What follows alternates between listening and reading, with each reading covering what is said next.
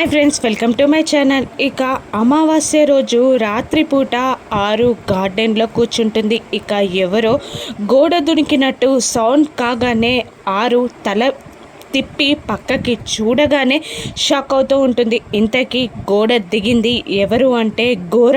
ఇక గోర వాసన చూస్తూ ఆరు ఆత్మ ఎక్కడుందా పసిగట్టడానికి ప్రయత్నిస్తూ ఉంటాడు. ఇక ఆరు ఆత్మ గోరని చూసి భయపడుతూ ఉంటుంది. ఇక గోర వాసన చూసి ఆత్మ నువ్వు ఇక్కడే ఉన్నావని నాకు తెలుసు అని భయంకరంగా మాట్లాడుతూ ఒక నిమ్మకాయని తీసుకొని వాసన చూస్తూ మంత్రాలు జపిస్తూ ఇలా అంటూ ఉంటాడు గోర. ఇక ఈ నిమ్మకాయ నువ్వు ఎక్కడున్నావన్నది పట్టిస్తుంది.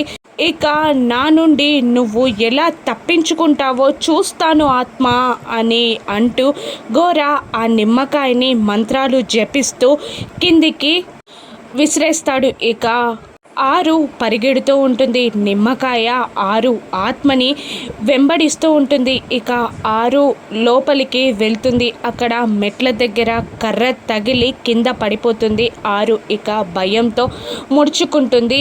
ఆరు ఇక కింద పడి ముడుచుకొని ఏడుస్తూ ఉంటుంది. ఆరు ఇక నిమ్మకాయ ఆరుని వెంబడిస్తూ ఇక ఆరుని ముట్టుకోబోతూ ఉండగా నిమ్మకాయకి అడ్డుగా అమర్ తన కాలిని పెడతాడు. ఇక నిమ్మకాయ అమర్ కాలి తగిలి అక్కడే ఆగిపోతుంది. ఇక ఎవరు వచ్చారా అని కోపంగా రివాల్వర్ని తీసుకొని బయటికి వచ్చి చూస్తాడు. అమర్ గోరా ఉంటాడు అక్కడ. ఇక అమర్ రివాల్వర్ని గోరాకి గురి పెడతాడు. ఇక గోరా భయపడుతూ ఉంటాడు.